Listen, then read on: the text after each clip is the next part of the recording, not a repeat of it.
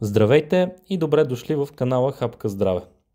Днес ще поговорим за мазнините, които са един макронутриент, който често е подценяван и дори демонизиран, но знаете ли, че всъщност мазнините са жизнено важни за нашето здраве? Нека първо разгледаме какво представляват те. Мазнините или липидите са един от трите основни макронутриента, като те се състоят от молекули глицерол и масни киселини и се намират в храни както от животински, така и от растителен произход. Има три основни вида мазнини, които влияят на здравето ни по различни начини. Нека първо разгледаме наситените мазнини. Техни източници са маслото, сирената, мазните меса, кокосовото масло и други, като основният ефект върху тялото е, че могат да повишат лошия или LDL холестерола, което увеличава риска от сърдечно-съдови заболявания.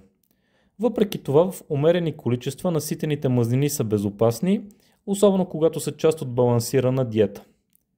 На второ място нека разгледаме ненаситените мазнини, които пък от своя страна се делят на мононаситени и полинаситени мазнини. Мононаситените мазнини можем да намерим в източници като зехтина, авокадото и ядките, като техният основен ефект върху тялото е, че намаляват LDL холестерола или така нареченият лош холестерол и повишават HDL холестерола или така нареченият добър холестерол и подпомагат здравето на сърцето и мозъка. Полинаситени мазнини пък можем да намерим в мазната риба, като сьомгата и скумрията, в лененото семе, орехите и други, като основният ефект върху тялото се дължи на съдържанието им на омега-3 и омега-6 масни киселини, като омега-3 масните киселини намаляват възпаленията, подобряват когнитивната функция и намаляват риска от сърдечни заболявания, а пък омега-6 са важни за растежа и възстановяването. Омега-6 трябва да бъдат в баланс с омега-3, за да се избегнат пък някои възпалителни процеси. На трето място нека разгледаме трансмазнините.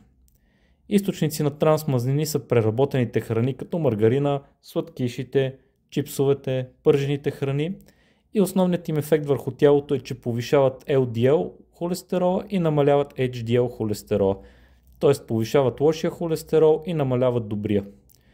Като с това те увеличават риска от сърдечно-съдови заболявания, диабет и хронични възпаления. Препоръчително е те да бъдат изцяло избягвани. Нека сега разгледаме и основните функции на мазнините в организма. На първо място нека се спрем на това, че те са източник на енергия. Мазнините осигуряват около 9 калории на грам, което ги прави най-ефективният източник на енергия. Тялото складира излишната енергия под формата на масна тъкан, която може да се използва при недостиг на храна. Също така те имат и структурна функция. Клетъчните мембрани са изградени от фосфолипиди, които представляват вид мазнини, които осигуряват гъвкавост и здравина на клетките. Нервната система също разчита на мазнини, като миелиновата обвивка, която изолира нервите, е съставена от липиди. Те също така имат и защитна роля. Мазнините обграждат и предпазват органите от механични увреждания, а пък подкожните мазнини служат като изолация, която помага за поддържането на телесната температура. Те също така имат и основна роля в хормоналният баланс.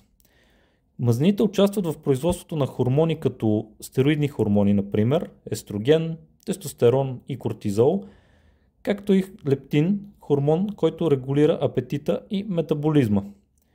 Недостигът на мазнини може да доведе до хормонални дисбаланси, проблеми с фертилитета и загуба на костна маса. Те също така подпомагат и мозъка. Мозъкът е съставен от около 60% мазнини, включително есенциални масни киселини. Омега-3 масните киселини подпомагат когнитивната функция, подобряват настроението и намаляват риска от депресия, а пък омега-6 масните киселини са важни за нормалното развитие на мозъка и функционирането на нервната система. Те също така имат роля и в усвояването на витамините. Масно разтворимите витамини като витамин А, витамин D, витамин Е и витамин К не могат да се абсорбират без мазнини. Като пример можем да дадем, че витамин D подобрява костната здравина и имунитета, витамин Е представлява силен антиоксидант, предпазващ клетките от увреждания. Мазнините също така имат роля и в имунната ни система. Те са ключови за изграждането на противовъзпалителни и възпалителни молекули, което ги прави основен компонент в регулирането на възпалителните процеси. Те също така подобряват вкуса и ситостта. Храните, които са богати на мазнини, са по-вкусни и допринасят за чувство на ситост. Това може да предотврати преяждане и да помогне за контрола на теглото.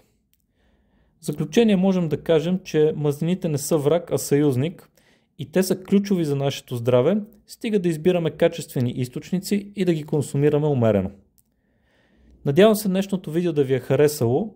Моля, абонирайте се за канала и дайте един палец нагоре, ако искате още полезна информация за здравословния начин на живота.